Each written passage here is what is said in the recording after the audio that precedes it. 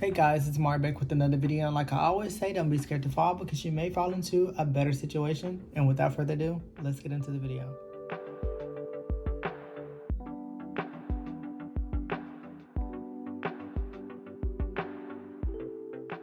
So today's video, I've been doing a lot of sit down videos as of recently with me having a break from social media. I've been thinking a lot more and I've been wanting to have a lot more conversations. So I just want to quickly go over me being the ugly duckling of the family at once upon a time, or the outcast of the family. Maybe some of you can relate to this. What I can say, growing up, my family and everybody else knew that I was going to be different. I wasn't like any of my other cousins.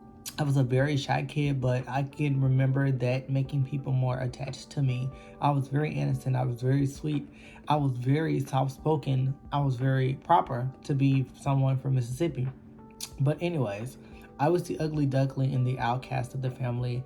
Everybody else knew that I was going to be different. I dressed different. I acted different. I was very quiet. I was always a loner. My daddy had to beg me to get out of the house a lot of times because I just was a loner. And it wasn't even that I wasn't a social person. I definitely was. I was a very goofy person. But when I got home, I just shut down. And even in my household, I didn't find anybody that I could relate to. I was very popular amongst my cousins. All my cousins liked me. I bonded well with my cousins, and I love my cousins, all of my cousins, even to this day. My father was also the outcast of the family, I feel. He was told some mean things by some family members, some close family members to him, and it's something that he's always heard growing up. And he could tell that he was the odd one out. He was the runt of the group. His siblings, they started to resent him and not like him as a person. And of course, when things happen at a young age, they can carry over into adult life, and some of those things did. But of course, when my grandma passed away, me and my cousins didn't link up as much because my grandma was actually the glue to our family and was one of the things that joined us, a lot of us together. Me and my cousins, we would hang out a lot. We would definitely hang out a lot. We were all like really, really close. Like, this is Mississippi. There's not much to do here, but hang out at your grandma's house and walk the road, buying ice cups and things like that. Growing up in school, I was in the shadow of my brothers. I wasn't even known for my own self. I was known for being my brother Titus's little brother. I didn't have my own name. People didn't know my name. I was very, very quiet. I didn't dress like everybody else. In fact, my brother would always tell me, "Why do you dress like that?" Everybody knew that my dad had money, but clothes is not something that I really cared about at the time. And I didn't care about looking, a certain way. I just like to wear what I like to wear. And my daddy never put any pressure on me to change the way I dress. Sometimes he did. He wouldn't let me wear the cowboy boots. I can remember crying so much because he wouldn't let me wear those cowboy boots to school. I had to come into my own, and it took me a minute. And it first started with expression of clothes.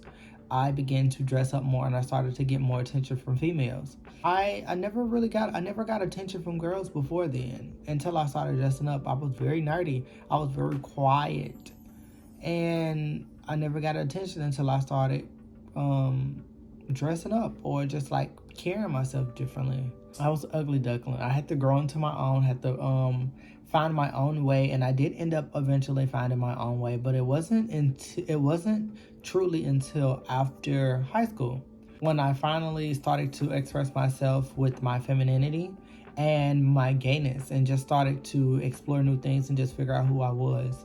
And I definitely didn't have the confidence that I have now. I've never felt like I was an ugly person. It was just at one point I just didn't care about it, and at one point I did. I cared a lot about it.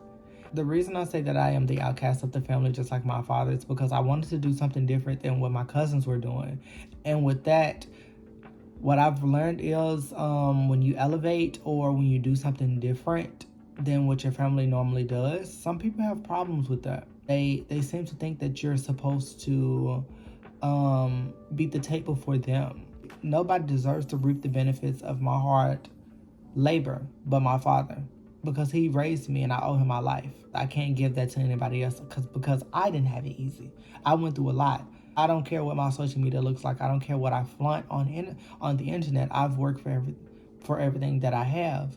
I'm just always being asked for money. But I've had this conversation with my father, and it's the same way with him.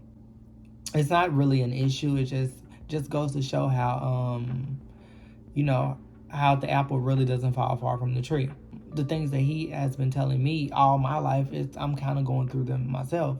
Like, oh, Marcel thinks he's all that, or he's too good, or I just wanted better for myself. I took in my surroundings different than everybody else. I didn't want to be a drug addict because everybody in my family, not everybody, a lot of people in my family are addicted to drugs. A lot of people in my family are, doing things that I just don't agree with. I don't smoke. I don't drink. I do occasionally, but I don't have a habit of smoking. I don't have a habit of drinking or anything like that. I stay out the way. I do good with doing that. I love my family with everything in me. It's some built up animosity from somewhere. And I know it probably stems from them having animosity towards my father. So it kind of just rained off on me, which is fine. And I don't feel like I'm better than anybody else. This is something that they have within themselves.